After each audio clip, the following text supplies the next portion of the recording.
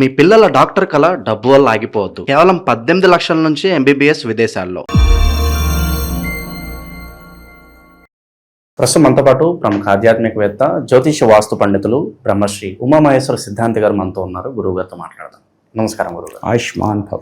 గురుగారు, జూలై నెల 2026 వృషభ రాశి వాళ్ళకి మరి ఏమైనా శుభవార్తలు ఉన్నాయా, లేదంటే ఇబ్బందికర పరిస్థితుల్లో వెంటాడబోతున్నాయా? ఏం చెప్తారు ఓవరాల్ వీళ్ళ గురించి? సర్వమంగళ మాంగళ్యే శివే సర్వార్థ సాధకే శరణ్యే త్రయంబకీ దేవి నారాయణీ నమోస్తుతే. ఓం శ్రీ గురుభ్యో నమః. ఓం శ్రీ గం గణపతియే నమో నమః. నిజజ్యేష్ఠ మాసంలో తిథివార నక్షత్ర యోగ కరణాలను అనుసరించుకుని కృష్ణపక్ష ద్వితీయ బుధవారమైంది. ఉత్తరాషాఢ నక్షత్రము, ఐంద్రవ యోగము, తేతల కరణము. ఈ యొక్క దీన్ని అనుసరించుకుని మేషరాశి యందు ఏ గ్రహము లేదు. వృషభ రాశి యందు కుజుడు, మిథున రాశి యందు రవి, కర్కాటక రాశి యందు బుధ గురు శుక్రులు, అలాగే సింహరాశి యందు కేతువు, ధనరాశి యందు చంద్రుడు, కుంభరాశి యందు రాహువు, మీనరాశి యందు శని సంచారం. ఈ సంచార విధానాన్ని అనుసరించుకుని వృషభ రాశి వారికి జరుగుతున్న విధానము ఏమిటి?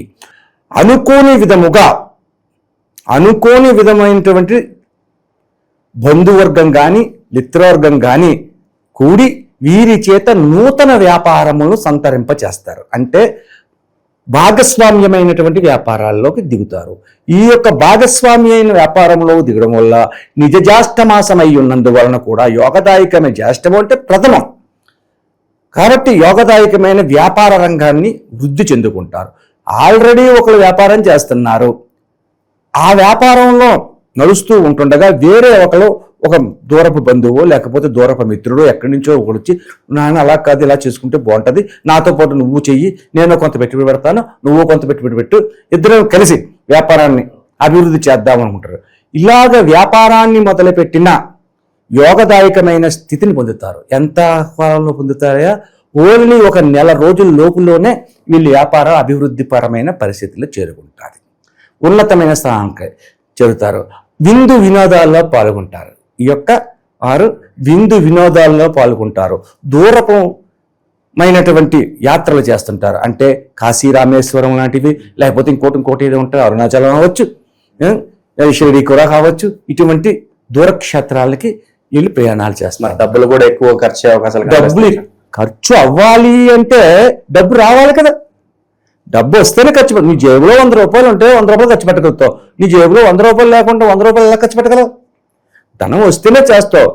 ధన పంచమాధిపతి బుధునితో కలిసి ఉన్నాడు కదా, యోగదాయకమైన స్థితిని కలిగిస్తున్నాడు కదా, ఇక్కడ ధనాన్ని ఆర్జిస్తున్నాడు కదా, వ్యాపారం వృద్ధి అవుతుంది కదా. ఈ రకమైనటువంటి పరిస్థితుల్లో ఉన్నారు.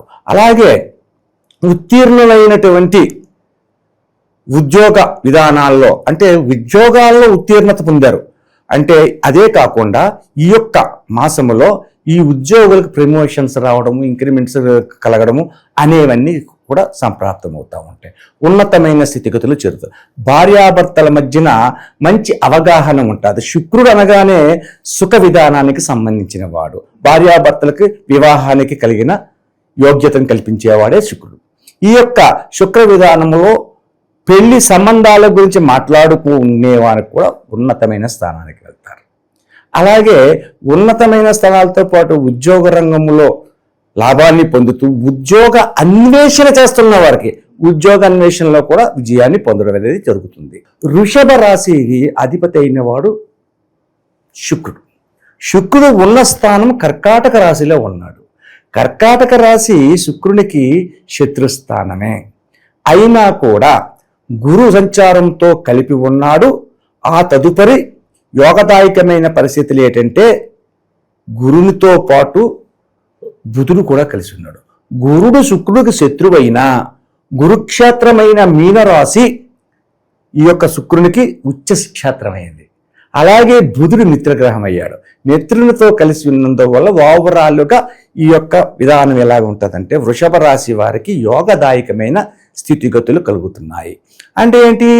ధన పంచమాధిపత్యాన్ని వహించిన వాడు బుధుడితో కలిసి శుక్రుడు ఎప్పుడైతే సంచారం చేస్తున్నాడో, ధన పంచమాధిపతి అంటే ధనం అంటే ఏంటి? ఆరోగ్య విధానానికి సంబంధించింది. అలాగే పంచమ స్థానం అంటే సంతానానికి సంబంధించిన ఈ యొక్క వారితో ఎప్పుడైతే కలిసి ఈ యొక్క గ్రహం యోగదాయకమైన స్థితిని పొందుతుందో శత్రుక్షేత్రమైనా కూడా ఉన్నతమైన స్థానాన్ని వృషభ రాశి వారు పొందుతున్నారు. ఈ యొక్క వృషభ రాశికి సంబంధించిన ఏ ఒక్కరైనా సరే కూడా ఉన్నతమైన స్థానానికి చేరడమే కాకుండా తనకు గౌరవ మర్యాదలు పెంచుకుంటూ ఉన్నతమైన విధానాలు పొందుతారు. అలాగే చేదు వృత్తి వ్యాపారములు అంటే వ్యాపారములో అభివృద్ధి చెందారు, వృత్తిలోని అభివృద్ధి చెందారు. వృత్తి కూడా అభివృద్ధికరమైన పరిస్థితులకి చేరడం అనేది జరుగుతూ ఉంటుంది. అటువంటి విధానంగా శుభ సంకేతాలని ఇస్తున్నది. సో ఇంకాను మేలుగా ఉండాలి, మంచి విధంగా మాట్లాడుకోవాలి. దూర ప్రయాణములు చేస్తున్న వారిలో ఏ విధమైన ఇబ్బందులు కలగకుండా సుఖ సంతోషకరమైన ప్రయాణాన్ని చేయాలి. అంటే ఏం చేయాలి? ఈ యొక్క వృషభ రాశి వారు లక్ష్మీ అమ్మవారిని ముందుగా ప్రార్థన చేయాలి, లక్ష్మీదేవిని ప్రార్థన చేయాలి. లక్ష్మీ క్షీరసముద్ర రాజ్యతనయాం శ్రీరంగధామేశ్వరి అనే శ్లోకాన్ని కంఠస్థగా నేర్చుకుని అది స్తుతించుకోవాలి. ప్రతి శుక్రవారం నాడు కూడా అమ్మవారి గుడికి వెళ్ళి, లక్ష్మీదేవి గుడికి లేదు కానీ లక్ష్మీదేవి గుడి మా దగ్గరలో లేదండి, దుర్గాదేవి గుడి ఉంది, దుర్గ అయినా పర్వాలేదు, కామాక్షి అయినా పర్వాలేదు, మీనాక్షి అయినా పర్వాలేదు, ఎవరైనా అమ్మవారు. అమ్మవారు అన్నారు కదండి, ఎల్లం తల్లి గుడి ఉందండి, రేణుకాదేవి గుడి ఉందని అంటారు. అది కాదు. ఎందుకంటే ఈ యొక్క గుడిలోని రక్త బలిని ఇస్తుంటారు, అంటే రౌద్రత్వాన్ని చేకూరుతున్నారు. ఇక్కడ అటువంటివి ఉండకూడదు. లక్ష్మీదేవి గుడి ఉందంటే బలు ఉండవు, కొబ్బరికాయలు కొడతారు, పూజలు చేస్తారు, చక్ర పొంగలి పులిహోరాలు నైవేద్యాలు పెడతారు. అంటే సాత్వికత్వంగా ఉంటుంది. సాత్వికతత్వమైన విధానంగానే ఆరాధన చేసుకోవాలి. చేసుకుంటే వీళ్ళకి ఏ విధమైన నష్టము కలగదు, లక్ష్మీ ప్రసన్నతను పొందుతారు, ఉన్నతమైన స్థానాలను చేరుకోవడం అనేది జరుగుతూ ఉంటుంది. కాబట్టి ప్రతి శుక్రవారం ఈ యొక్క మాసంలో వచ్చే ఎన్ని శుక్రవారాలు వస్తున్నాయో 4 శుక్రవారాలు అయితే 4 శుక్రవారాలు ఆ శుక్రవారాల నాడు ఆలయానికి వెళ్ళి లక్ష్మీదేవిని స్మరించండి. అలాగే నీలాంటి బోటి వారికి చిన్న డౌట్స్ వస్తుంటాయి. ఏమండి మేము దూర ప్రయాణాలు చేస్తున్నాం అంటున్నారు కదా, దూర ప్రయాణాలు చేస్తున్న ప్రయాణంలో మాకు ఆలయానికి వెళ్ళవలసిన పరిస్థితి ఎలా జరుగుతుంది? నిజమే, ఆలయానికి వెళ్ళాలంటే మనసే మందిరం, మన యొక్క మనసే మందిరం. దీన్ని మించినది దేవాలయం ఎక్కడో లేదు. నీ మనసులోనే శుభ్రంగా ట్రైన్లోనే ఉన్నామండి, తప్పేం లేదు. ట్రైన్లో స్నానం చేయడానికి అవకాశం లేదండి, చేయలేదండి.